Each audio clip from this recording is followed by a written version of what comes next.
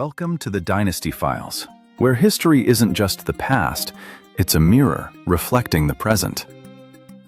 Did you know that in roughly 250 years, shorter than the lifespan of the United States, modern historians estimate, based on records in the Shi and the Zhang, over 4 million people died on the battlefields of ancient China?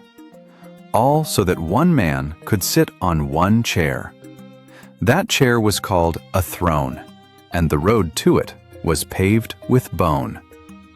But to understand why 4 million had to die, we need to go further back, to the night everything began to crack. In 771 BCE, the Western Zhou capital of Haojing burned. According to the Shi Annals of Zhou, beacon fires blazed atop Mount Li in the darkness, a distress signal.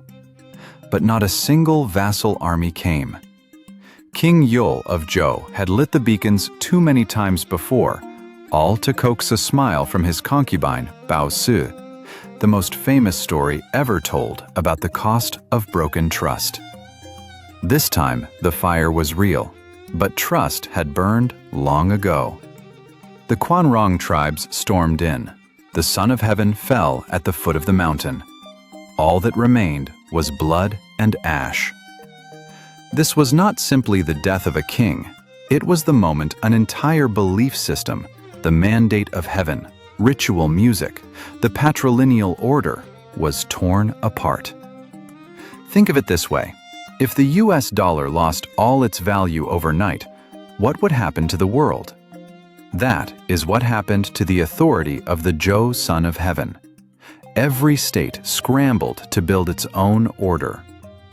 For nearly 300 years before, the Western Zhou had constructed a patrilineal system perfect on paper. The Son of Heaven was the sun. The vassal lords were stars orbiting around him. Every inch of land, every person had a fixed place in that order. Territory was granted by bloodline, titles passed from father to son. Ritual codes dictated what you wore, what you ate, what music you heard. A hierarchy refined down to the smallest detail, and therefore fragile down to the smallest detail. The Zhou did not collapse overnight. Changping moved the capital east to Luoyi, inaugurating the Eastern Zhou. But that king was an honorary chairman. The seat remained, the power did not. Luoyi became a capital in name only, small and helpless amid a sea of surging ambitions. The king had no land left to bestow, no army left to command. The Zhouzhuan records that vassals stopped paying tribute, stopped attending court. Ritual collapsed. The rules that gentlemen had upheld for centuries were trampled under the boots of the powerful. The spring and autumn period passed with 5 successive hegemons taking center stage, an era when rivalries still wore the mask of ceremony. Duke Huan of Qi, guided by the brilliant Guanzhong, dominated the realm, but always under the banner of honor the Zhou king, repel the barbarians. Duke Wen of Jin, after 19 years in exile, reclaimed his throne and led the vassals to shatter Chu at the Battle of Changping. Yet even in victory, he observed protocol before the Son of Heaven. War in those days still carried an aristocratic code.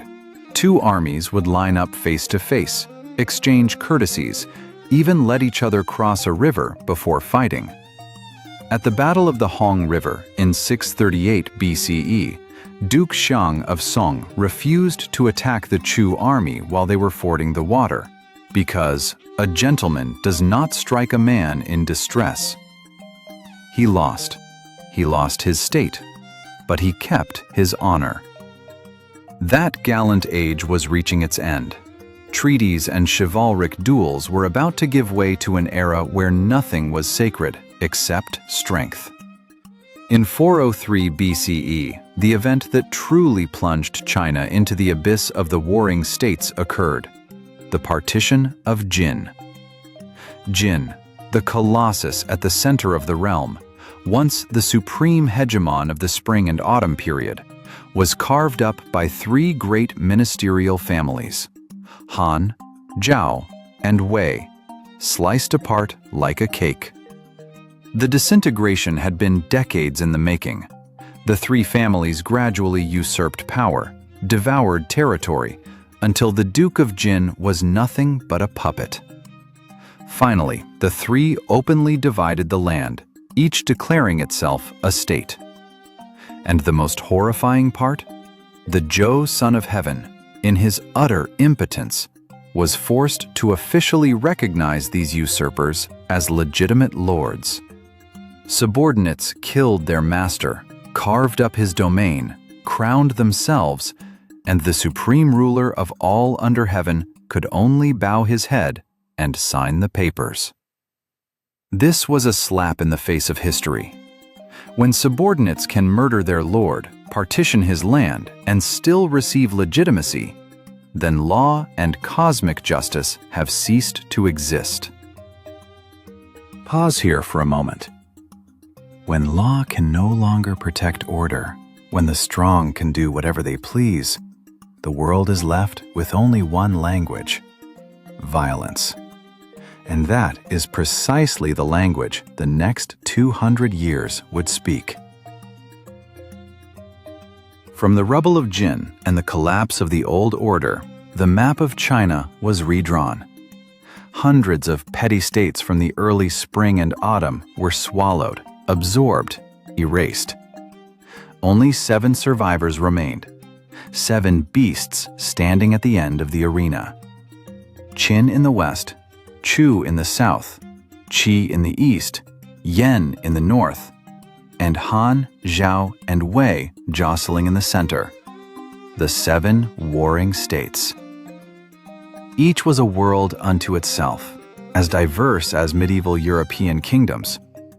Qi grew rich on salt and commerce, building the Jixia Academy, the first intellectual institution in the East, founded around the same time as Plato's Academy in Athens.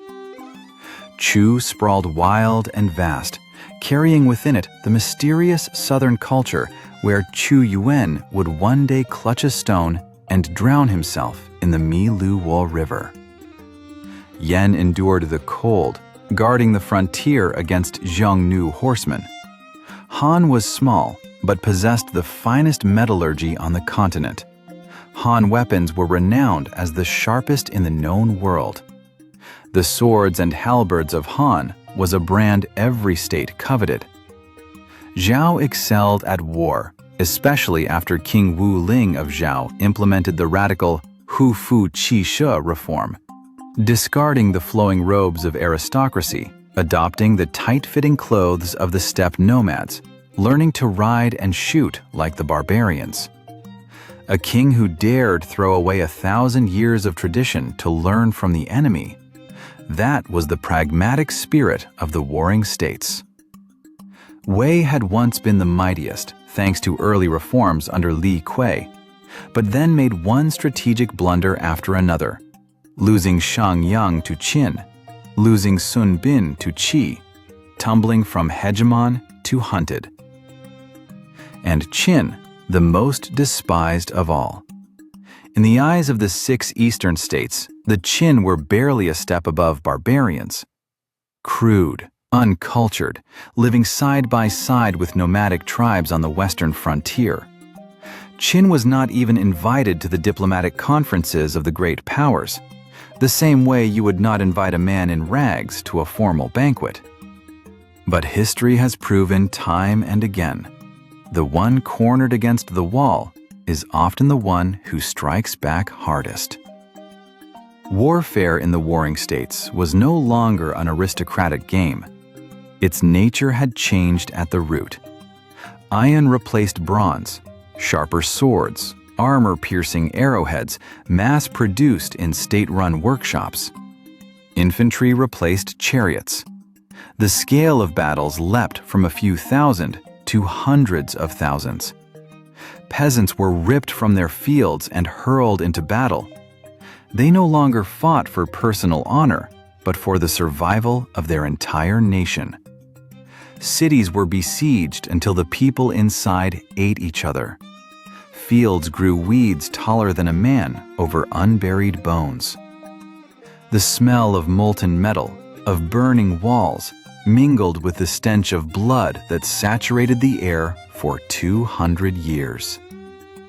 The kings were no longer satisfied with the titles of duke or marquis. They declared themselves kings. Each one wanted to become the next son of heaven. But to sit on that chair, you had to climb over the corpses of 6 rivals. A state celebrating victory today might be erased from the map tomorrow. There was no room for mercy, no room for the weak. And in that ultimate chaos, an urgent question consumed every state. How do we become stronger? How do we devour the others before they devour us? The greatest minds, the most cunning strategists, began emerging from the shadows of roadside inns and dust-covered bamboo libraries. They carried doctrines capable of saving or destroying an entire civilization. The old order was dead. A new one was being forged in the screams of the dying and the clash of weapons. The 7 had taken their positions. The board was set. But among these 7 snarling beasts, the weakest, the most despised, was quietly preparing the most savage transformation of all: to devour them all. The answer would come from the West, from a foreigner with a mind cold as steel, from a reform that posterity would call a deal with the devil. And the name, Shang Yang, was about to change everything.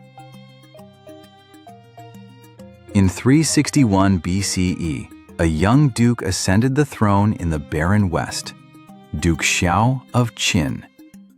He inherited a state that was, to put it bluntly, at rock bottom. The treasury was empty, the army weak, and real power lay in the hands of old aristocratic clans, men who clung to hereditary privilege while contributing nothing to the nation. Duke Xiao was not the kind to sit and lament. He issued the decree seeking talent, a call to the world. Whoever helps Qin grow strong, I will share power and land. And from the state of Wei, a man answered. Wei Yang, later known as Shang Yang, hailed from the minor state of Wei and had drifted to Wei, serving as a retainer under Prime Minister Gongshu Kuo. According to the Shiji, biography of Lord Shang, Gongshu Kuo on his deathbed warned King Hui of Wei, "If you can use Wei Yang, use him. If not, kill him. But do not let this man go to another state." The king laughed it off. He dismissed it as the raving of a dying man. That mistake would cost Wei hundreds of miles of territory and its position as the leading power. Shang Yang was no sage preaching morality. He was a power engineer. In his first audience, he tested Duke Xiao with the benevolent governance of the legendary sage kings Yao and Shun. The duke dozed off. In the second meeting, Shang Yang spoke of the kingly way of the Shang and Zhou founders. The duke nodded politely, eyes still glazed. On the third visit, Shang Yang drew the real blade: legalism. Turn the state into a machine. Turn every person into a cog serving 2 purposes only: farming and fighting. Duke Xiao shot up as if struck by lightning. The two talked for days without stopping. But Shang Yang understood. Law only works when the people believe the state means what it says. He devised a brilliant experiment. He had a wooden pole erected at the south gate of the capital Xianyang and offered 10 gold pieces to anyone who carried it to the north gate. The crowd murmured, "A task that easy for that much gold?" must be a trap. No one moved. Shang Yang raised the reward to 50 gold pieces. Finally, one man took the gamble. He carried the pole and received every coin, not a cent short. The message spread across the nation like a shockwave. The state says what it means. Rewards are real. Punishments are real. From this day forward, no one gets to say, "I didn't know." Like a Silicon Valley startup deciding to tear down its entire corporate structure, fire the entire leadership, and rebuild from zero, Shang Yang began his radical surgery on Qin. Strike 1.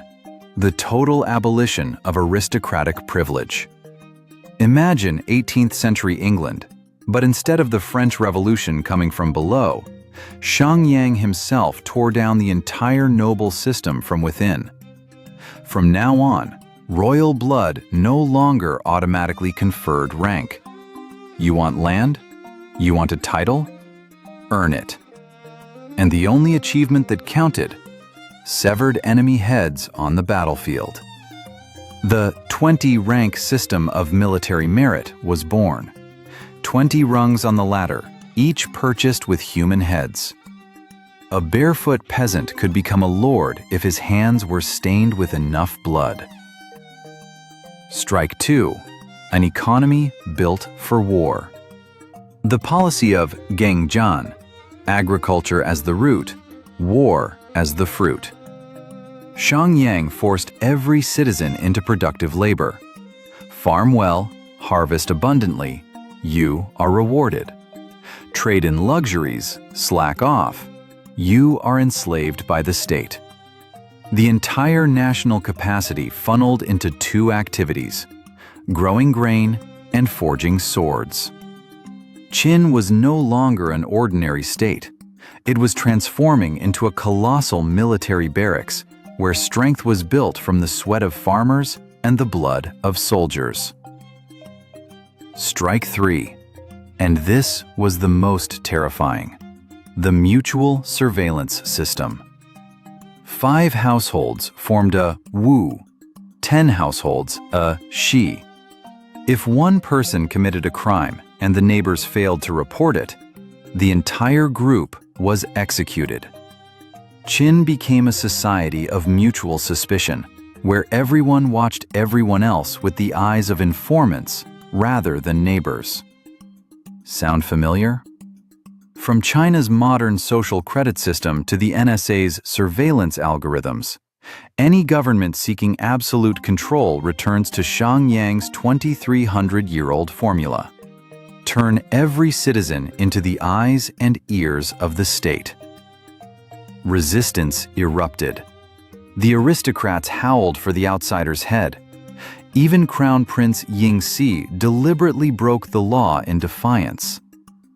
Shang Yang faced a choice: retreat or crush.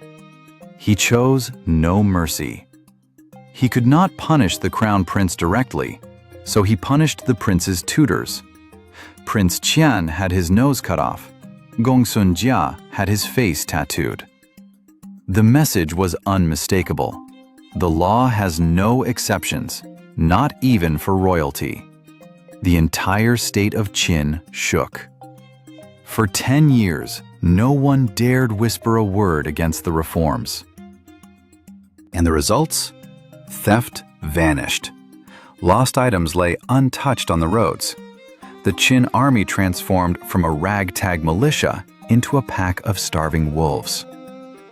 On the battlefield, Qin soldiers stripped off their armor, not out of recklessness, but because armor slowed down the business of taking heads. Sword in one hand, severed enemy head in the other, they charged into combat with deranged ferocity. They did not fear death. They only feared returning home without enough heads to trade for farmland for their parents. Qin rose from despised weakling to the most powerful state in the West. They began reclaiming territory lost to Wei, expanding their borders south and west. The ascent was so rapid that the 6 eastern states reeled in shock. They gave Qin a name that dripped with terror, the Qin of tigers and wolves. And that terror, from that day until Qin swallowed the entire world, never diminished by a single degree. But the tragedy of the reformer is this: the machine he creates eventually turns around and devours its creator. In 338 BCE, Duke Shao died. Ying Su took the throne, the man who bore the scars of humiliation. Shang Yang was declared a fugitive. He fled into the night. At an inn near the border, he begged for shelter. The innkeeper refused. Under Lord Shang's own law, harboring a man without papers means punishment for the entire household. The man who built the cage was locked inside his own cage. Shang Yang was captured and executed by dismemberment, 5 chariots tearing his body apart in the public square. But, and this is the crucial point, Ying Su killed the man but kept the law. The new king hated Shang Yang to the marrow, but loved the power structure he left behind. The reforms continued to operate, unchanged by a single line. The Zhi Tongjian records, from that point on, Qin grew rich and strong, the people content to follow the new system. The man died, but the system lived. Shang Yang's reforms were not merely administrative reorganization. They were surgery that altered the entire DNA of a nation. They turned a loose community into a unified block of steel, ready to crush anything in its path. Qin's rise created a catastrophic imbalance of power across the warring states' map. The world began to tremble. The old Confucian doctrines of virtuous rule became obsolete before the might of swords and spears. And that system would turn Qin into a warrior forge running for the next 100 years, until it consumed the entire world. But while Qin was sharpening its blade, the rest of China was not only sharpening blades, they were sharpening minds. The greatest explosion of thought in human history was erupting amid the roar of war. In the mid-4th century BCE, a strange paradox unfolded on the soil of China. Blood flowed most freely, yet thought burned most brightly. Picture men walking barefoot, backs bent under heavy loads of bamboo strips, trudging thousands of miles across scorched fields. They carried no swords. They carried ideas. They walked into the palaces of bloodthirsty kings, stood with straight backs, and spoke about how to save the world. This was the era of the 100 schools of thought, Baijia Zhengming. Never before in history, and perhaps never again, was human thinking liberated so completely. The collapse of the old order created a vacuum, and in that vacuum, every idea found space. In the state of Qi, the Qixia Academy was the epicenter. It may be considered the first university of the East, a place where the king paid salaries to thousands of scholars simply to do one thing: debate. No distinction of class, no distinction of origin. If your argument was sharp enough, you had a seat. Confucius, though he lived at the end of the spring and autumn period, before the warring states, had planted the first seeds. He saw chaos and believed its root was moral decay. His solution? Restore ritual. Build society on the foundations of Ren, benevolence, Yi, righteousness, Li, ritual, Zhi, wisdom. The ruler must be a ruler, the subject a subject, the father a father, the son a son. Everyone in the right place, and society stabilizes on its own. He wandered for 14 years, from Lu to Wei, from Wei to Chen, to Cai to Chu, trying to persuade one king after another, The result? Polite smiles and slamming doors. Once he was surrounded at Kuang and nearly killed. Once he was driven out, starving, like a stray dog that has lost its master. A description Confucius himself acknowledged with a bitter smile. The kings of the warring states needed swords, not lectures on benevolence. Confucius died in frustration, believing himself a total failure. He did not know that his thought would dominate East Asia for 2,000 years, longer than any dynasty. Confucianism could not save the warring states, but it created the moral framework for every empire to come. A seed dropped on scorched earth, but the roots had already burrowed deep underground, waiting for the day they would sprout. In stark contrast, Mozi emerged from the artisan class with an ideal that sounded like science fiction: Jian'ai, universal love, loving all people equally regardless of kinship. It sounded like Jesus Christ, but 4 centuries earlier. Do not mistake the Mohists for a charity. They were the most disciplined paramilitary organization in the known world. When a large state bullied a smaller one, Mohist warriors appeared, building walls, constructing siege engines, fighting to the last man to protect the weak. Mozi himself once walked for 10 days and nights without rest to prevent the king of Chu from attacking the state of Song, by defeating the military architect Gong Shuban on a tactical simulation board. Then Laozi and Zhuangzi appeared, turning their backs on everything. The Taoists looked at both the Confucians and the Mohists with a sardonic smile. To them, every human attempt to intervene in the world only made things worse. Wu Wei, do nothing, was the way. Water is the softest thing, yet it carves through the hardest stone. The stiff tree snaps in a storm. The yielding grass survives. Zhuangzi lay on the grass, watched the clouds drift, and asked, "Did I dream I was a butterfly? Or is the butterfly now dreaming it is me?" When the king of Chu sent envoys offering him the position of prime minister, Zhuangzi pointed to a tortoise crawling in the mud. Would that tortoise rather drag its tail through the muck or be killed so its shell can be enshrined in a temple? The envoys left empty-handed. In an age where death lurked around every corner, this philosophy of letting go became a sedative for exhausted souls. Taoism did not want to change the world. It wanted to preserve the self against the world's devastation. But the history of the warring states was not decided by hermits. It was decided by the most ruthless pragmatists. The ultimate victor on the battlefields of the warring states was not the benevolent sage, not the recluse, but the legalists. And the legalists' greatest champion was Han Fei. Han Fei was a prince of the state of Han, but he carried a fatal flaw. He stuttered. A man who could not speak fluently in an age when eloquence was a weapon of survival.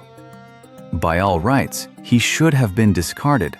But what Han Fei could not say with his mouth, he wrote in ink on bamboo, and every line cut cold enough to make the reader shiver.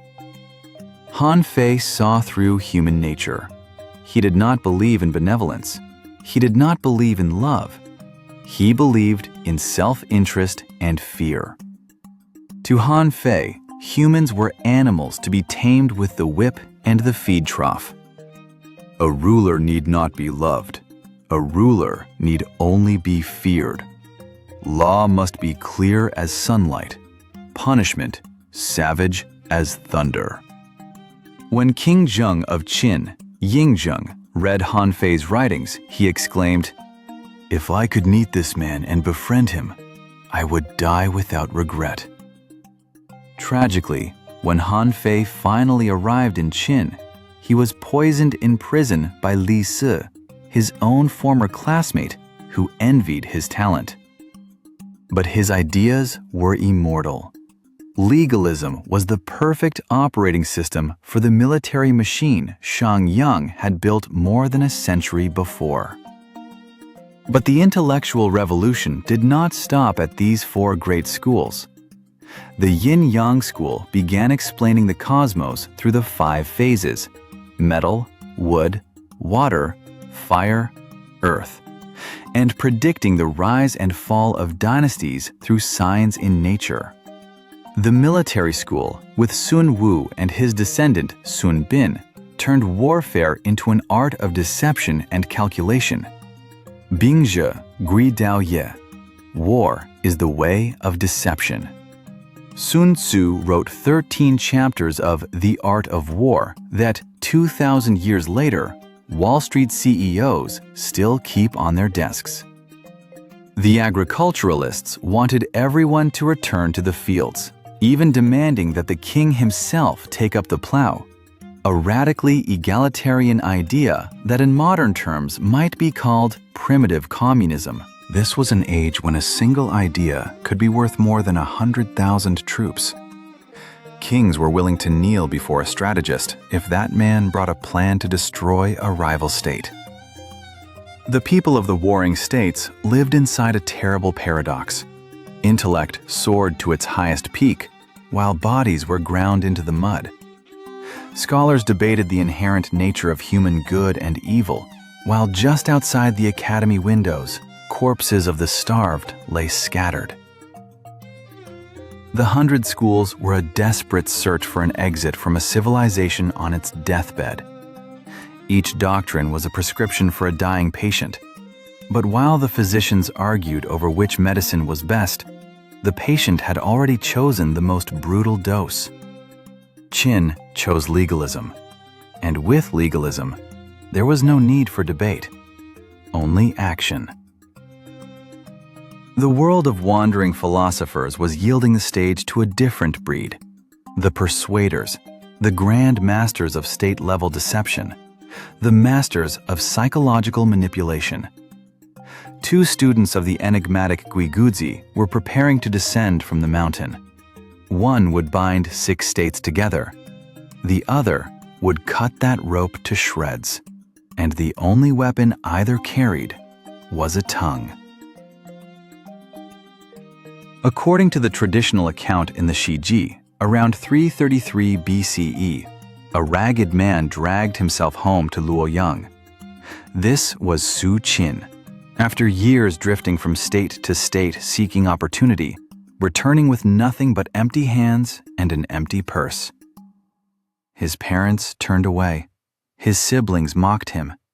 His wife sat at her loom and did not even look up to greet her husband. That humiliation, the humiliation of a man with great ambition but no chance to prove it, burned Su Qin more fiercely than any flame. In a dark, cold room, he pulled out the Yin Fu Jing, the secret text of his master Guiguzi, and read until his eyes blurred. Each time sleep crept in, he stabbed his own thigh with an awl. Blood soaked his feet. Physical pain kept his mind awake. He was not studying benevolence. He was studying fear. The fear of men sitting on thrones. And he saw something. The entire world trembled before Qin, yet no one knew what to do. Shang Yang's reforms had turned Qin into a muscular monster. Each of the 6 eastern states alone was like a single chopstick, easy to snap. But what if you bound them together? The strategy of Hezong, the vertical alliance, was born. Linking north to south along a vertical axis, from Yun in the far north to Chu in the deep south, 6 states forming a wall to block Qin in the west. Su Qin embarked on the greatest diplomatic journey any persuader had ever undertaken, crossing 6 states with nothing but a carriage, a handful of attendants, and his tongue. First stop, Yun, the most remote, the weakest in the far north. Standing before Marquis Wen of Yun, he did not speak of morality or righteousness. He spoke of geography. He pointed out that Yun was only safe because the state of Zhou to the south served as a shield against Qin's fangs. If Zhou is swallowed, Su Qin said, Yun will be the next meal. Not next year, tomorrow. Survival instinct was triggered. The ruler of Yun nodded, not only agreeing to the alliance, but pouring a massive sum into Su Qin's coffers to fund the rest of his journey. Next was Zhao, the most critical link in the vertical chain. Su Qin stood before the court, facing Marquis Su of Zhao. He changed tactics. Zhao was a military power, so he had to strike at pride. He painted a chilling vision. Qin was a starving tiger prowling outside the gate. But 6 states united had 5 times Qin's territory, 10 times its troops. He declared, I have heard that the wise worry before trouble arrives, and the clever prepare before disaster strikes. Now if the 6 states do not unite, it is no different from carrying meat to a tiger. Marquis Su of Zhao was convinced. From Zhao, Su Qin went to Wei, then Han, then Qi, and finally the vast state of Chu. For each kingdom, he deployed a different psychological strategy. For tiny Han, he struck at the fear of annihilation. Han sits right at Qin's doorstep. Without allies, you will be swallowed first. For Wei, he laid bare the trap of encirclement on all sides. For wealthy Qi, he struck at prestige.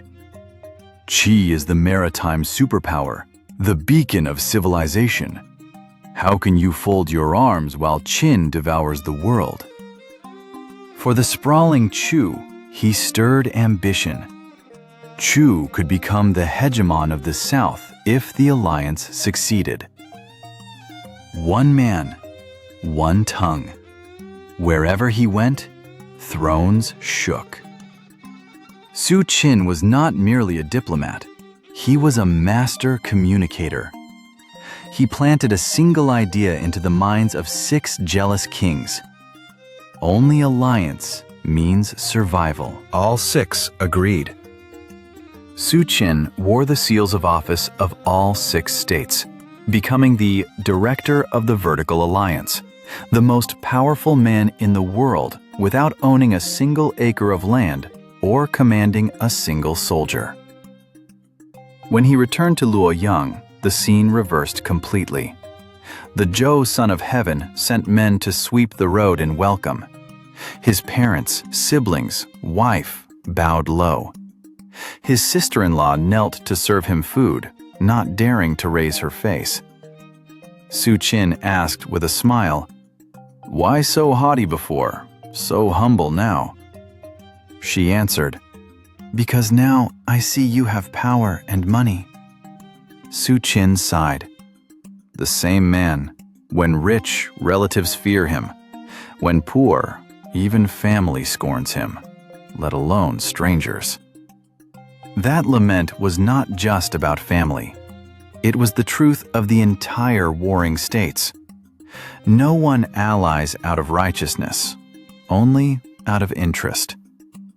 That bitter view of human nature was precisely what had forged Su Qin into the ruthless, razor-sharp player on the political chessboard.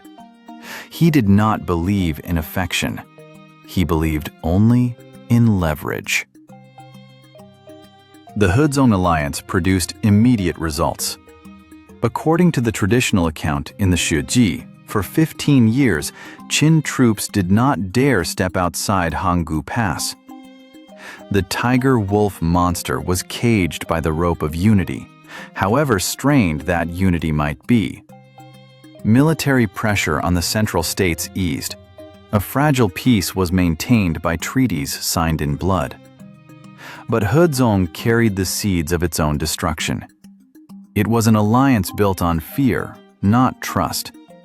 6 kings, 6 agendas. Every state wanted the others to sacrifice first, while it reaped the benefits. They were like 6 people sharing one bed, but dreaming 6 different dreams. Qin, though besieged, was not sleeping. In the shadows of the Xianyang Palace, legalist minds began probing for cracks in the Hezong wall. They understood. Loosen one link, and the entire chain snaps. Su Qin, however brilliant, could not change the greedy nature of humanity. He strained to hold the alliance together against sabotage, assassination attempts, border skirmishes between member states. The glamour of 6 state seals could not hide the harsh truth. Hezong was a painkiller, not a cure. Not the remedy for the disease of the age, the disease of division and the yearning for unity among a people exhausted by war. Su Qin held on, but he was only human. He was assassinated in the state of Qi, and even on his deathbed, he managed one final scheme. He asked the king of Qi to have his corpse publicly dismembered in the marketplace on charges of espionage, luring the assassin out to claim the reward. The killer took the bait and was exposed. Su Qin used his own death to play the last move on the board. But when he fell, the Hezong wall began to crack. And from the west, another shadow had been waiting, torch in hand, ready to burn everything Su Qin had built. That man had once been a fellow student, a rival, and he possessed a tongue even more dangerous. If Su Qin used a vertical rope to bind Qin, this man would use horizontal cuts to slice that rope into pieces. The art of division and betrayal was about to be elevated to new heights. Zhang Yi had set out, carrying the strategy of Lian Heng to answer Su Qin's legacy. A question: which is more dangerous? 100,000 elite Qin soldiers, or a false promise delivered at the right moment? Zhang Yi would prove the answer. History tends to remember generals who commanded armies in the field. But in the shadows of warring states' palaces, a sharp tongue was sometimes deadlier than 100,000 spears. To understand Zhang Yi, go back to one seemingly minor moment. After a banquet in the state of Chu, he was falsely accused of stealing a jade pendant, beaten until he could barely breathe. Crawling home, body covered in blood, the first thing he asked his wife was not, "Am I all right?" It was, "Is my tongue still there?" His wife wept and nodded. "Then that is enough." Those were not the words of a madman. That was a professional declaration. In the warring states world, the tongue was a weapon of mass destruction. Zhang Yi's strategy was Lian Heng, the horizontal alliance. If Hezong bound 6 states along a vertical axis, Lian Heng used horizontal ties to pull each state individually toward Qin. The logic was simple. Hezong demanded that 6 states sacrifice for the common good, a luxury in an age of chaos. Lian Heng only needed to exploit the greed and fear of each king separately. The most iconic victim, and the clearest demonstration of Zhang Yi's art of deception, was the state of Chu. At the time, Chu and Qi were the 2 strongest links in the Hezong chain. Chu had the largest territory and the most formidable army. Qi had the most developed economy and the deepest financial reserves. As long as these 2 superpowers held hands, Qin would remain trapped west of Hanggu Pass forever. King Huiwen of Qin gave Zhang Yi a mission that seemed impossible. split Chu and Qi without firing a single arrow. Zhang Yi traveled to Chu alone. Standing before King Huai of Chu, a king full of ambition but short on decisiveness, he dangled an irresistible bait. If Chu severs its ties with Qi, Qin will present 600 li of the Shangyu territory as a gift. 600 li, rich, fertile land, the dream of any ruler. Chu's advisors, led by Chen Zhen, saw through the scheme instantly. They warned, "Qin is a land of tigers and wolves. They have never kept a promise. Do not trade Qi, your strongest ally, for 600 li." But Zhang Yi was a master psychologist. He did not merely promise land, he painted a future. Chu and Qin dividing the world, pushing Qi into isolation. He spoke with such sincerity that his listeners forgot that a persuader's word is cheaper than paper. King Huai of Chu, blinded by greed, committed the most catastrophic mistake in the history of his state. He did not just agree to break with Qi, he sent an envoy to the Qi border to hurl insults at the Qi king, ensuring the break was thorough and irreparable. The Chu-Qi alliance, the backbone of Hezong, shattered in a single day. Zhang Yi returned to Qin, faked a carriage accident, claimed illness, and vanished for 3 months. King Huai sat waiting for his land like a child waiting for a birthday present. When the Chu envoy finally arrived to collect, Zhang Yi appeared, unfazed. "I promised 6 li of my own private land. Who said 600? 600 li became 6 li, an insult beyond endurance. The entire court of Chu erupted. King Huai, in a frenzy of rage, did exactly what Qin had been hoping for. He launched an attack against Qin to reclaim his honor. But he had no allies left. Qi stood with folded arms, returning the humiliation. The result? The Chu army was slaughtered at Danyang, 80,000 dead, territory carved away. Chu, once the superpower of the South, stepped onto the path of irreversible decline. With a single, perfectly designed lie, Zhang Yi had shattered the strongest alliance in the world and pushed a nation into the abyss. After Chu, he moved through the 6 states like a ghost. With Wei, military threats. With Han, pointing out its hopeless insignificance. Each state received a different script, but the goal was always the same: turn Hezong into waste paper.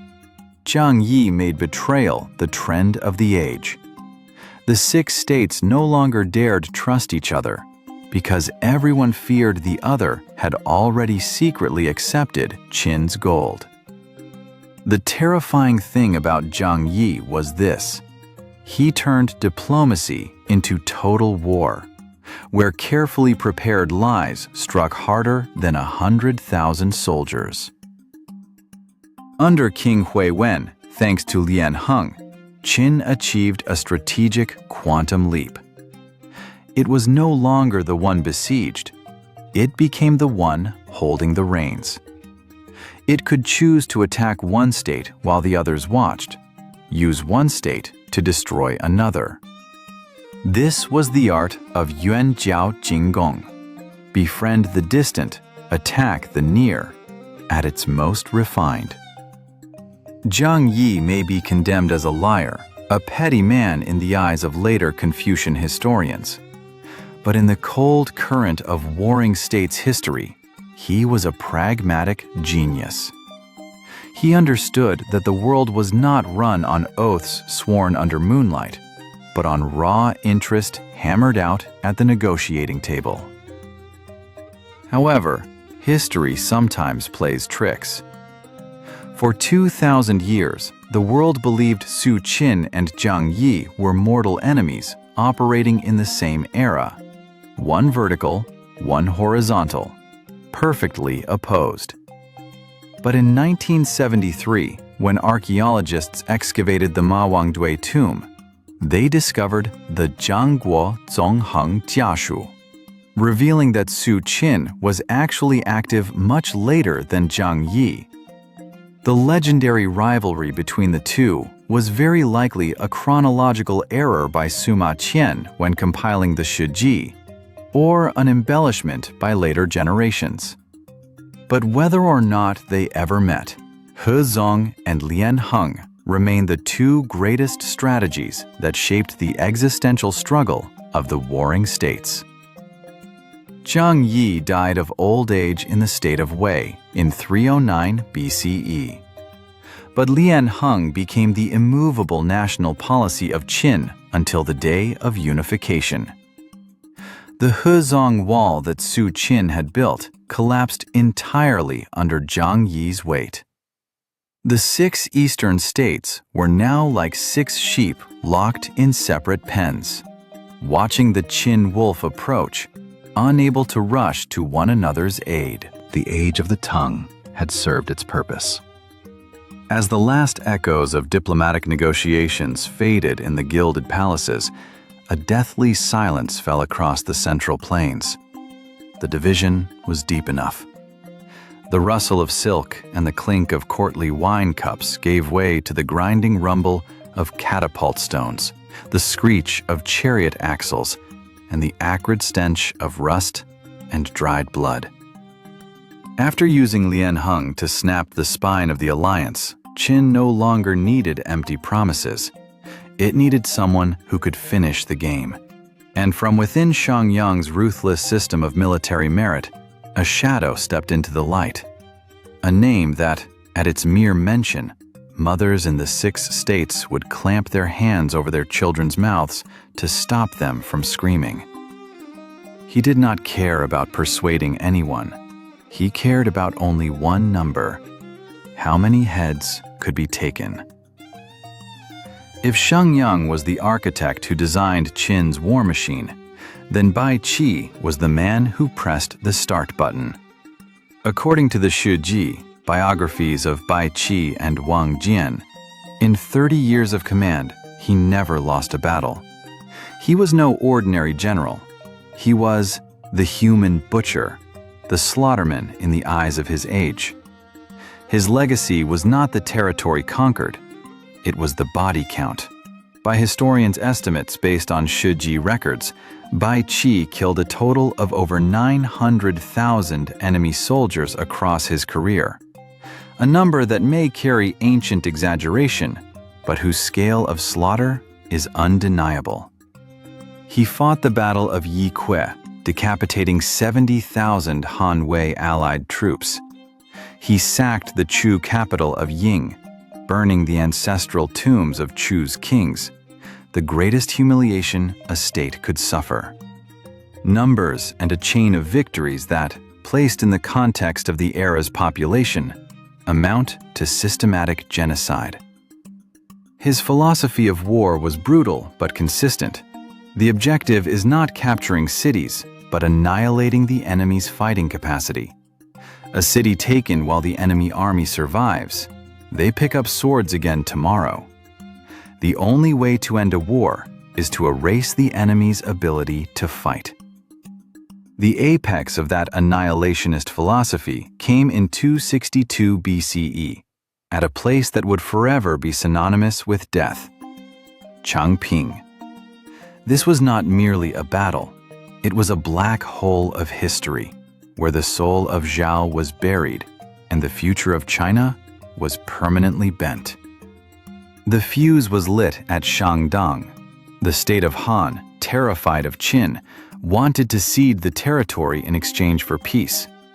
But the governor of Shandong, Feng Ting, refused to become Qin's dog. He offered 17 cities to the state of Zhao instead.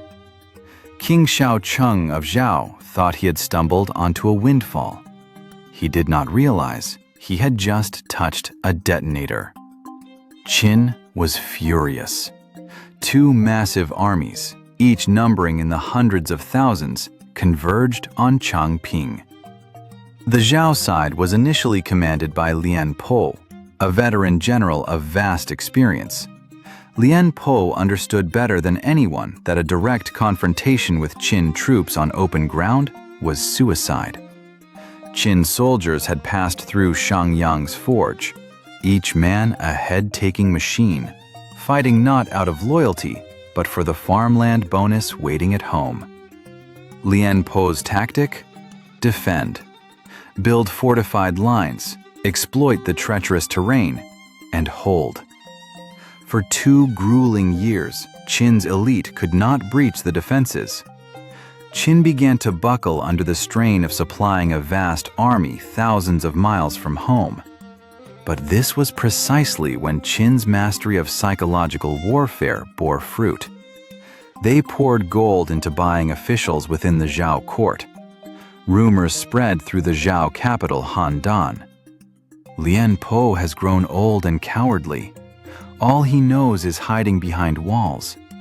The only man Qin truly fears is Zhao Kuo, son of the late great general Zhao Shi, the man who once defeated Qin at the Battle of Yanyu. King Shaocheng of Zhao, impatient to end the costly stalemate, fell for it. He dismissed Lian Po and sent Zhao Kuo to the front. Zhao Kuo, the textbook tragedy of Zhishang Tanbing, armchair strategist. He knew military theory by heart, debated tactics so brilliantly that even his father, the great Zhao Shi, could not rebut him. But the Shuji, biographies of Lian Po and Lin Xiangru, records plainly. Zhao Shi warned before his death, "If my son ever commands an army, defeat is certain." He treats warfare as if it were easy. Zhao Kuo's mother also petitioned the king not to appoint her son. All warnings were ignored. Like a Harvard PhD in military science being handed command of a Navy SEAL unit in an active war zone. Credentials everywhere, combat experience 0. And his opponent was Bai Qi, the man who had taken 900,000 heads in 30 years. Simultaneously, Qin secretly replaced its commander. Bai Qi took charge. The order was absolute secrecy. Anyone who leaked it would be executed. Bai Qi laid the perfect trap. Qin forces feigned defeat and retreated. Zhao Kuo, cocky in his first command, hurled all 450,000 troops in pursuit, abandoning the fortified lines that Lian Po had painstakingly built. The trap closed. 20,000 Qin elite looped behind, cutting off the retreat. 5,000 cavalry drove through the formation, splitting 450,000 men into 2 isolated pockets. In an instant, the hunter became the prey. For the next 46 days, Changping became hell on earth. 450,000 men without a single grain of rice. They slaughtered horses for food. When the horses ran out, they ate each other. Zhao Kuo made a desperate breakout attempt and was killed by arrows. The remaining 400,000 laid down their weapons and surrendered, hoping for mercy. Pause here, a moment of silence. Bai Qi stood before 400,000 prisoners. He did not see human beings. He saw 400,000 swords that could be picked up at any moment. He told his officers, "Zhao soldiers are treacherous. If we don't kill them all, they will revolt." That night, according to the Shiji, 400,000 men were tricked into digging pits, told it was to set up camp. When the pits were deep enough, Qin soldiers pushed them in, buried them. 400,000 men buried alive. The number may contain ancient hyperbole, but modern archaeological excavations at Changping have unearthed tens of thousands of skeletons, confirming the massacre was real. Imagine the silence after the last scream was smothered by earth. Not a single sound escaped the ground that night. Only the smell of fresh soil and a hatred that seeped through the earth. Bai Qi released only 240 of the youngest soldiers, not out of pity, but so they could carry the horror back and plant it in the hearts of the Zhou people. State-level psychological terrorism. The aftermath of Changping was a geopolitical earthquake. Zhou, once a superpower on par with Qin, lost its entire labor force and fighting-age population in a single night. In every household across Zhou, there was a funeral. Wailing echoed from the capital of Handan to the most remote villages. Strategically, Changping cleared the final obstacle on Qin's path to unification. The 6 eastern states no longer possessed any concentrated military force large enough to stop the Tiger Wolf cavalry. Bai Qi waged war like an assembly line, efficient, precise, leaving no exits. He did not merely defeat the enemy, he erased their future. But karma spares no one. According to the Shiji, Fan Zhu, the Qin chancellor, jealous of Bai Qi's glory, slandered him ceaselessly before the king. King Zhaoshang of Qin lost faith. In 257 BCE, Bai Qi was ordered to take his own life.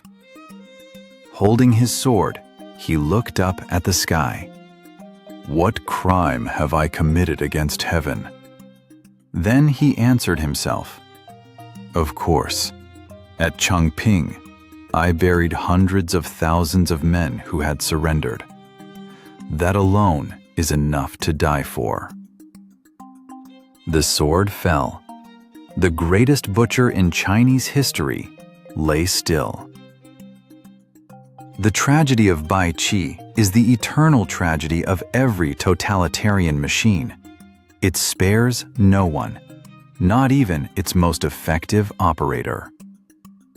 In the legalist system, no one, not even the man with the greatest achievements, is permitted to become too powerful.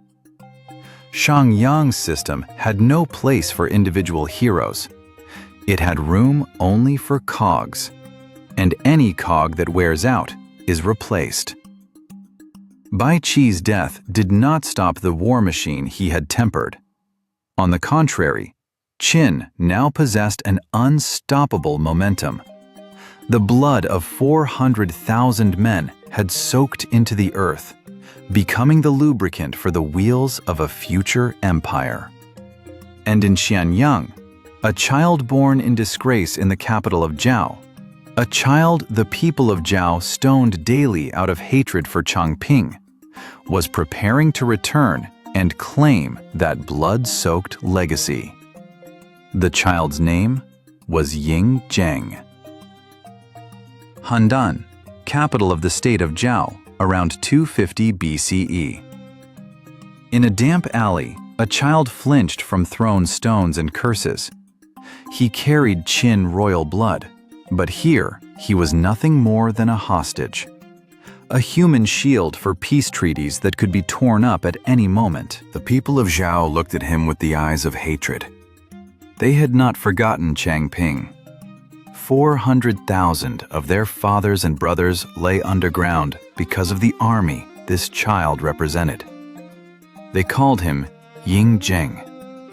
The scars on that child's body were marks of humiliation, but they were also the crucible that would forge the most iron-willed conqueror history had ever produced. Ying Zhang did not cry. The child learned to view the world through the lens of betrayal and violence. He did not believe in kindness. because he had never received any. He did not believe in ritual, because ritual could not protect him from a rock thrown at his face. In the darkness, he carved one truth into his mind. In this world, you either hold the sword, or the sword holds you. There is no gray area. But fate always has moves no one expects. Then a man appeared, not a general, not a philosopher, a merchant, Lu Buwei. Lu Buwei looked at Ying Zhang's father, Prince Yiren, a hostage abandoned in Zhou, no visitors, not a coin to his name, and recognized Qi Huo Ke, a rare commodity worth investing in. Lu Buwei was a merchant. He saw everything through the lens of business. How much profit from farming? 10 times. From trading jade? 100-fold. From investing in a king? Incalculable. Through the power of money and intricate political scheming, using gold to buy the favor of the crown prince's beloved consort, maneuvering to have Yiren named heir apparent, Lu Buwei carried father and son across the line between life and death, out of Handan, back to Shang Yang. In 247 BCE, Ying Zhang ascended the throne of Qin at the age of 13. Imagine, a teenager on a frigid throne looking down at a court full of old foxes. Beside him stood Lu Buwei, now bearing the title of Second Father, holding all real power. Behind the curtain lurked Queen Dowager Zhao Ji and her murky entanglements. Ying Zhang was king, but a puppet king. For the first 10 years of his reign, Ying Zhang was silent. He watched how Lu Buwei ran the state. He learned how the legalist apparatus that Shang Yang had left behind actually worked, understanding every mechanism, every lever of power. He quietly built his own network of loyalists, slowly, patiently, like a spider spinning its web. The silence of Ying Zhang during those 10 years was the silence before a storm. The water's surface perfectly still, but pressure building until it was ready to rip everything apart. In 238 BCE, when Ying Zhang turned 22 and was about to perform the capping ceremony, the formal rite of adulthood and assumption of power, the storm broke. Lao Ai, the Queen Dowager's lover, a man who had exploited her favor to build a faction, launched a coup.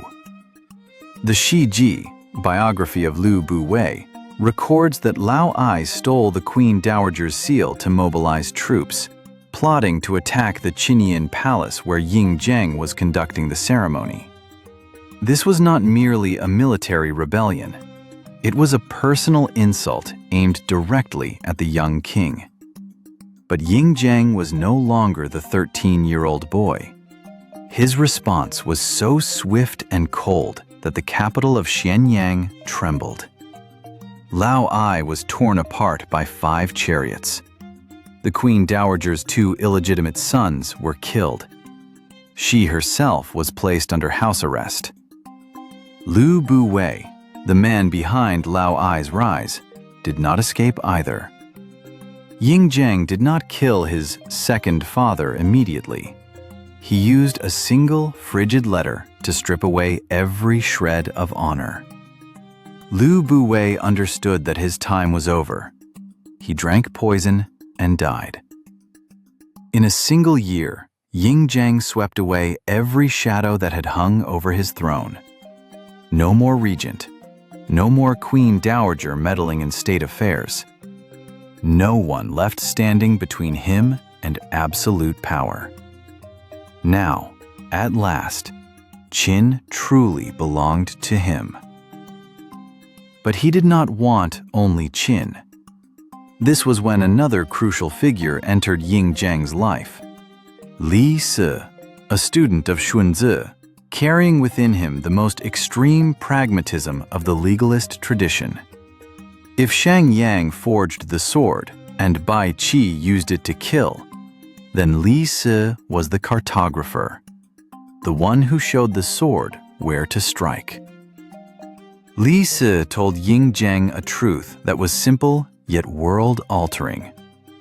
War only has meaning when it leads to total unification. Why fight for 100 years only to seize a few cities and lose them again? Why keep 6 states alive so they can forever stab you in the back? Ying Zhang did not want to be a hegemon like Du Quan of Qi.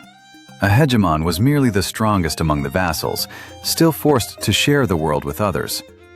He wanted a title that had never existed. Huangdi, Emperor, fusing the grandeur of the 3 sovereigns and 5 emperors of legend. He wanted a world without borders, without different currencies, without different writing systems. An order in which, from the mountains in the east to the coast in the west, all would kneel before a single will. Ying Zhang at this point had ceased to be an ordinary man. He had transformed himself into the embodiment of destruction and reconstruction. He worked around the clock, personally reviewing hundreds of jin of bamboo documents each day. He trusted no one, slept only a few hours, constantly obsessed with controlling every last detail of the empire taking shape. The strategy of grand unification was set in motion. The Zhangguoci records that this was the phase when Qin combined military violence with intelligence warfare on an unprecedented scale, like the CIA during the Cold War, but across the entirety of China. Ying Zhang and Li Si spent tens of thousands of gold pieces bribing senior officials in the 6 states, sowing division, assassinating talented generals. Qin became a colossal spider spinning webs across the world, every thread leading back to Ying Zhang's hand. Han, the weakest, was swallowed first in 230 BCE. Barely a flicker of resistance. Next came Zhao, the hereditary enemy. Ying Zhang did not forget his years of humiliation in Handan. He used schemes to make the Zhao king suspect and then execute Li Mu, the last brilliant general who could have stopped Qin. When Li Mu died, Zhao crumbled like a sandcastle before the tide. In 228, Ying Zhang entered Handan, not as the cowering hostage of old, but as the conqueror. His first act? Hunt down every person who had once thrown stones at and humiliated him and his mother. Bury them all alive. Cruelty without limit, because he believed only cruelty could end chaos. Wei fell next when Qin engineers diverted the Yellow River to flood the capital of Daliang. Tens of thousands drowned, the city reduced to ruins. The vast state of Chu in the south, despite its mighty army, could not withstand the pressure of 600,000 troops under the veteran general Wang Jian. But amid the whirlwind of conquest, death came closest to Ying Zhang, not from a battlefield, but from a short sword hidden inside a rolled-up map. The year 227 BCE, the border of Yan. A north wind howled across the desolate plains, carrying a cold that cut to the bone. But that natural chill was nothing compared to the ice gripping the heart of Crown Prince Dan. Yan at this point was a dry leaf before the hurricane called Qin. After Zhao's collapse, Qin's army was pressing against the border. Reports of atrocities, cities leveled, endless rivers of refugees, had turned the capital Ji into a furnace of desperation. Crown Prince Dan understood that on the military chessboard, Yan had no chance. Yan's war chariots were toys against the legalist forged killing machine. If he wanted to save his state, he could not use 10,000 soldiers. He needed one man. Aimed straight at the heart of the monster, kill the King of Qin. The man he chose was Jing Ke. Jing Ke was not a cold-blooded assassin. He was a wandering knight, a man who loved books, loved drinking wine, loved deep conversation with kindred spirits. The Shiji, biographies of the assassins, describes him as a man fond of befriending the wise, drinking with Gao Jianli in the marketplace, sometimes singing, sometimes weeping, Pang Ruo Wu Ren, as if no one else in the world existed. In the eyes of Crown Prince Dan, he was the last righteous blade, a man who held death lighter than a feather. Their meeting was not a business contract. It was the collision of a prince's anguish over his dying state and the warrior spirit of a man willing to die for a true friend. Jing Ke understood exactly what this mission was: a one-way ticket, no return. The Shang Yang Palace was no place for an assassin to escape. To gain an audience with the King of Qin, Jing Ke needed two things Ying Zhang could not refuse: the map of Yan's rich Dukang region and the head of Fan Wuqi, a Qin general who had defected and was on Qin's most wanted list. When Jing Ke mentioned this, Fan Wuqi did not hesitate. He killed himself on the spot, using his death to clear the way for a sliver of hope. The farewell on the banks of the Yi River, one of the most tragic and heroic scenes in all of Chinese history. Everyone wore white, the color of mourning. Wind howled over the water. Gao Jianli, his closest friend, struck the bamboo zither. Jing Ke raised his voice and sang, Feng xiao xiao xi yi shui han, zhuang shi yi qu xi bu fu huan. The wind howls, the Yi River runs cold. The warrior departs, never to return. Jing Ke climbed into the carriage. He did not look back, not once. He knew that behind him lay a homeland gasping its last breath, and ahead lay the darkness of the greatest empire on earth. At the Xianyang Palace, the monument to absolute order, where rows of massive stone columns stood rigid and guards waited motionless as statues, Jing Ke appeared as an envoy bearing gifts of submission. He presented the box containing Fan Wuqi's head. He presented the map of the Dukang region.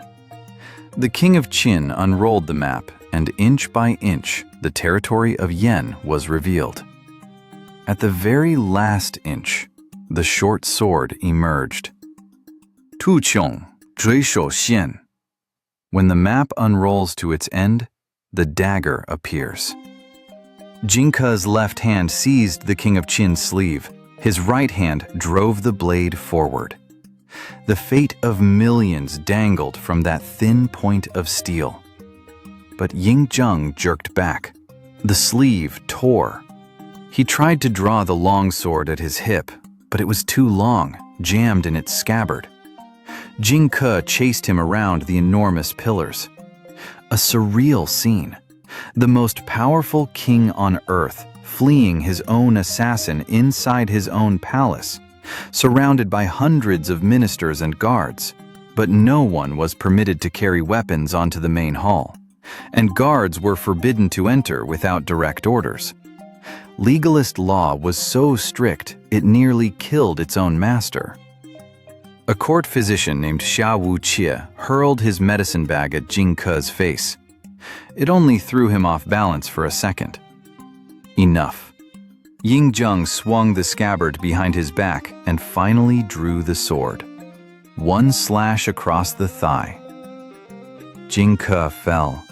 Knowing he had failed, he hurled the dagger. It missed, embedding itself in a pillar with a shower of sparks. He leaned against the column, laughing, cursing the King of Qin. The guards surged forward. 8 fatal wounds. silence engulfed the palace. Zhang sat slumped on his throne, face white, gasping. The only time in his life that death had touched his neck. Jing Ke's failure was not merely the failure of one man. It was the final collapse of the chivalric spirit before the power of institutions. Jing Ke represented the old world, where a single brave individual could change history through courage and sacrifice. Zhang represented the new world, where systems, laws, armies were supreme, where individuals were mere cogs in the machine. In that confrontation, solitary bravery was crushed by organized power. This was the tragic, magnificent death of the warring states' chivalric ideal. Men were willing to die not for personal gain, but to honor a promise, to repay the debt of friendship.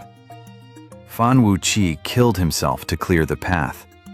Jing Ke knew the journey meant death and walked anyway. Gao Jianli played the zither in farewell, his tears unshed. That world, the world of honor and sworn oaths, was closing forever. The assassination transformed Zhang into something no longer entirely human. If before he had still possessed some patience for diplomacy, now there was only one language left: total violence. The old world of wandering knights, romantic strategists, and ritual codes, all of it was ground beneath the wheels of the Qin army. The army was ordered to obliterate Yan.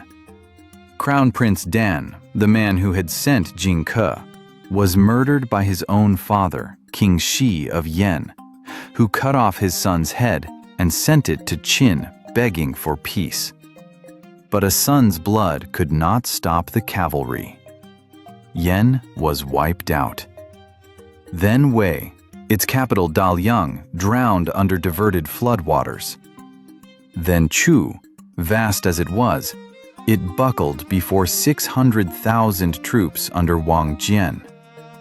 And finally Qi, the last great power of the East, surrendered unconditionally without a single arrow fired. The assassination of Jing Ke, rather than saving the six states, became the perfect pretext for Zhang to accelerate his campaign of conquest. It proved to him that as long as the six states existed, he was never safe.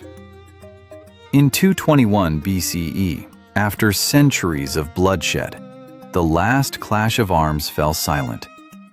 All of China now flew a single banner: the black flag of Qin. Zhang stood atop Shang Yang, gazing across an empire that stretched to the horizon. He was no longer the king of Qin. He was the first emperor, Qin Shi Huang. He had triumphed over everything: rival kings, treacherous diplomats, brave generals, and assassins who staked their lives. He had built an order he believed would last 10,000 generations. But at the summit of glory, a question surfaced. How long can an empire built on blood, fear, and mass graves endure? The curtain of the warring states fell, but the new nightmare for the people of China, under the iron hand of the first emperor, had only just begun. In 221 BCE, Zhang was 39 years old, standing at the highest point any human being could reach.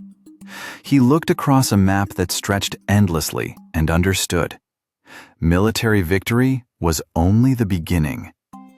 6 states had fallen, but 6 cultures, 6 currencies, 6 writing systems were still dividing his empire from within. First order of business: discard the title of king. To him, the word Wang had been cheapened by the parade of losers who had once worn it. He forged a new title from legend: Huangdi, Emperor, merging the glory of the 3 sovereigns and the 5 emperors. He named himself Shi Huang, the first emperor, inaugurating a dynasty that would rule for 10,000 generations. His son would be the second emperor, his grandson the third, continuing to eternity. In reality, the Qin dynasty collapsed at the second generation, but the title of Huangdi endured for over 2,000 years. Li Si, now chancellor, proposed something that shook the old aristocracy to its foundations: the total abolition of the feudal enfeoffment system. Some ministers wanted to grant imperial relatives their own fiefdoms, restoring the old Zhou model. Li Si objected ferociously. It was feudalism that tore the Zhou apart. Give lords land and lords will rebel. That is the blood lesson of 800 years. The first emperor agreed. No more petty states. No more local lords with their own armies. The entire realm was divided into 36 commanderies, each governed by an appointed administrator. But administrators could not pass their posts to their sons and could be dismissed at any time.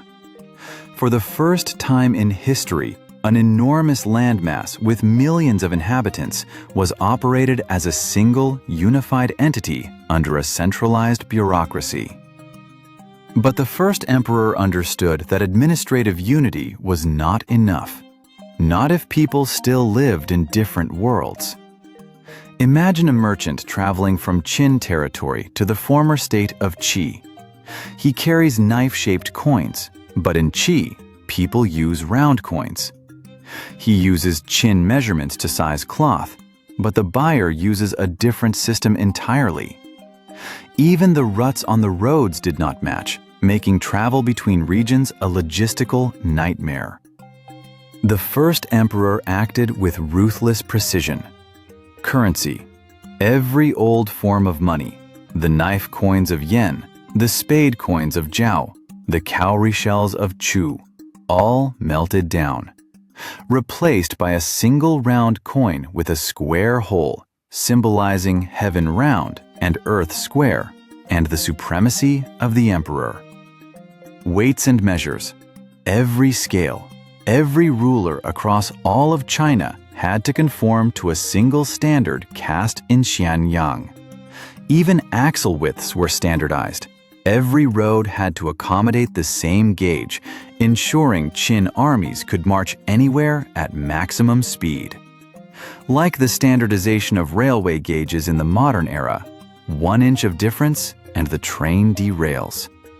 Or closer to our time, the USB Type-C standard forcing every device to use the same port. The first emperor did the same thing to all of China 2,200 years earlier. But the greatest legacy, the thing that truly bound the Chinese nation more durably than any wall or army, was the unification of writing. Before this, every state wrote differently. Imperial edicts could be misinterpreted across regions. The first emperor standardized everything into small seal script. From that point on, people in the south and the north could speak languages so different they could not understand each other. But when they wrote, they read the same meaning. Writing turned strangers into a nation. That was the most important invention of the Qin dynasty, not the Great Wall. 2,000 years later, Cantonese speakers and Mandarin speakers still speak what are essentially two different languages, but they write the same characters. That is the first emperor's legacy, though he likely never imagined its reach would extend so far. But this unification was built at a staggering cost, in bone and blood. To protect the new empire from the Xiongnu nomads in the north, the first emperor ordered the old defensive walls of the former warring states to be linked together. The Great Wall was born, not merely an architectural feat, but a cemetery stretching thousands of miles. In the south, he ordered the Lingkou Canal to be dug, connecting river systems to transport troops and supplies into the Lingnan region. These were projects that brought greatness to the empire, but sowed exhaustion among the people. Millions of peasants were torn from their fields and forced into labor amid mountains and desert. They said for every meter of wall that went up, a life went down beneath the foundation. Note this moment. That is the price of greatness. The legend of Lady Meng Jiang, who wept until the Great Wall crumbled, though fictional, reflected the real grief of millions of families who lost husbands and fathers. Qin won the warring states through legalism, and now the first emperor governed with legalism. Law was so harsh it suffocated. A minor offense could condemn an entire family to slavery or execution. Fear permeated daily life. The apex of despotism was Fen Shu Keng Ru, the burning of the books and the burial of the scholars. In 213 BCE, on Li Si's recommendation, the first emperor ordered the destruction of all texts belonging to rival schools of thought, especially Confucianism, with the sole exceptions of books on medicine, divination, and agriculture. He wanted to erase the memory of previous eras, to ensure the people knew only Qin's laws and nothing of morality or intellectual freedom. When Confucian scholars protested, the Shi Ji records that 460 Confucian scholars were buried alive in Xianyang. The flames from burning books and the screams of intellectuals being entombed marked the end of the glorious age of the 100 schools. The light of intellect was extinguished, yielding to the darkness of absolute tyranny. The first emperor wanted to erase the past. He wanted history to begin with him and end with his bloodline. But his obsession with control did not stop at land or books. He wanted to control death itself. As he aged, he became increasingly consumed by the quest for immortality. The Shi Ji, Annals of Qin Shi Huang, records that he dispatched the alchemist Xu Fu with thousands of boys and girls to sail east in search of the elixir of life. The expedition departed and never returned. Legend holds that they reached Japan and settled on those distant islands. The most powerful emperor in the world lived in fear. He slept in palaces connected by secret corridors, and no one knew where he spent each night. Anyone who revealed the emperor's sleeping location, executed. Absolute power breeds absolute loneliness. He trusted no one, not his own sons, not his chancellor. The first emperor waited for the elixir. He waited and waited. The elixir never came. Death did. In 210 BCE, during his fifth Eastern inspection tour, the first emperor of China drew his last breath at Shachu, the same place where King Wu Ling of Zhou had been starved to death more than a century before. His death was kept secret. Li Si and the eunuch Zhao Gao loaded the imperial carriage with rotting fish, so the stench of fish would mask the smell of a decomposing corpse. The man who wanted to live 10,000 years ended up in a carriage reeking of dead fish, deceived by his own closest servants. The first emperor was entombed in a colossal mausoleum at Mount Li, guarded by an army of thousands of terracotta warriors. Every statue bore a unique face, a distinct posture, carrying the spirit of the Qin army into the afterlife. He intended to continue his reign in the world beyond. The mausoleum, as described in the Shi Ji, contained rivers of mercury, a ceiling studded with pearls to simulate the night sky, and automated crossbow traps to kill intruders. A miniature world for an eternal emperor. But the Qin dynasty, the thing he believed would last 10,000 generations, collapsed just 4 years after he closed his eyes. Zhao Gao, the eunuch, forged the imperial will, placed the weak-willed Hu Hai on the throne, and had Crown Prince Fu Su, the only capable heir, killed. The harshness of legalism had pushed the people to their absolute limit. In 209 BCE, Chen Shang and Wu Guang, two peasants conscripted for garrison duty, caught in a rainstorm that made them late for their assignment, and under Qin law, tardiness meant execution, raised the banner of revolt with a question that would echo through the centuries. Wang Hou Jiang Xiang, Ning Yuo Zhong Hu? Are kings, lords, generals, and ministers born to their stations? That question was a spark falling on a dry field. It struck at the very foundation of legalism.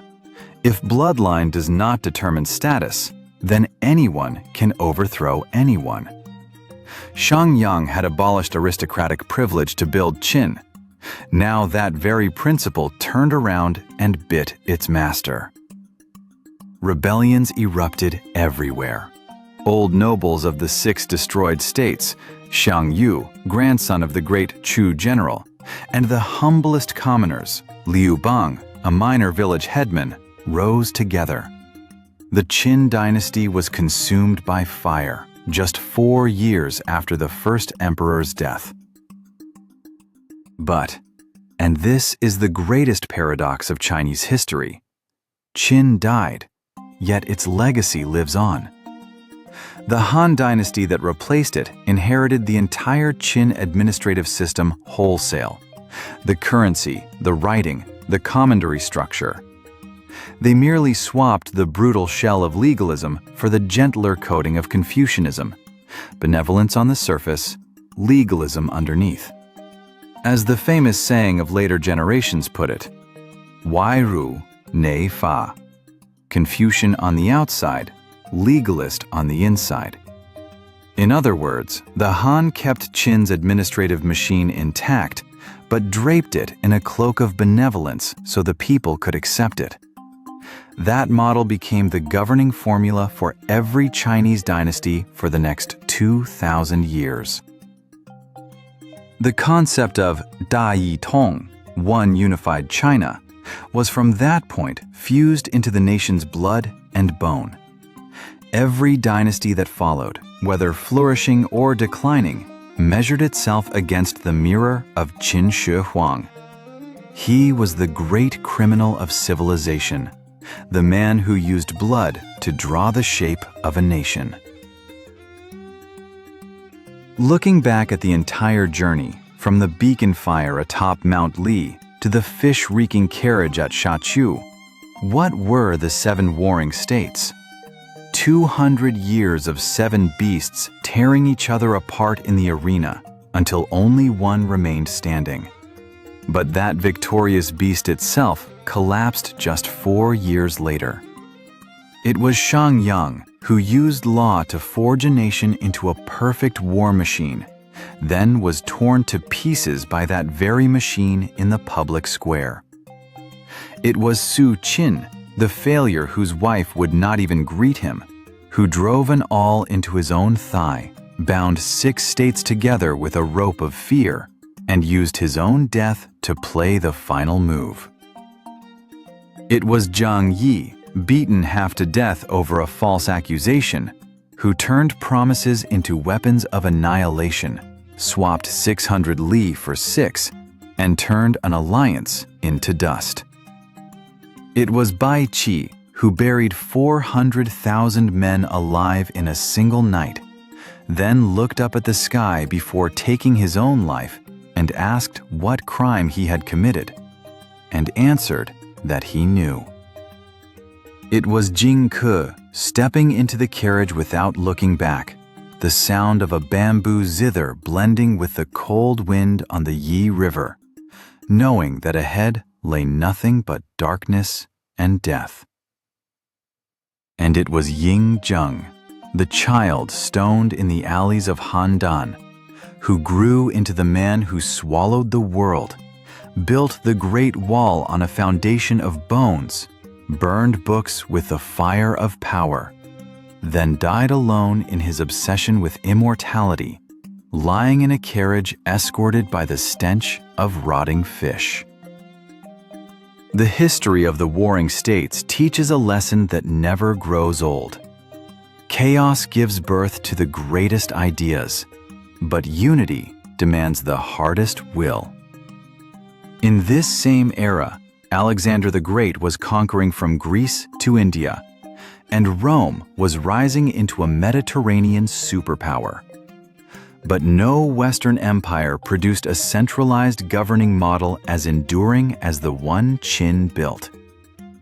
Power can raise monuments that touch the sky, but it can also bury humanity in the deepest pits. The distance between greatness and cruelty. Sometimes it is no thicker than the blade of Jing Ke's dagger. Qin Shi Huang ended an age of romantic dreams and ushered in an age of harsh reality. He buried the 100 schools in the ground, but ideas, like seeds, never die. Confucianism would be reborn under the Han. Taoism would become the state religion under the Tang. Sun Tzu's art of war would be translated into every language on earth. The great minds of the warring states, from Confucius to Han Fei, from Sun Tzu to Zhuangzi, planted on scorched earth a forest of thought that still flourishes 2,000 years on. 4 million people died so one man could sit on one chair. That chair lasted 4 years, but its shadow stretches over 2,000 years and counting. Thank you for watching the Dynasty Files. If you found this video valuable, please subscribe and share it with anyone who loves history. See you in the next episode.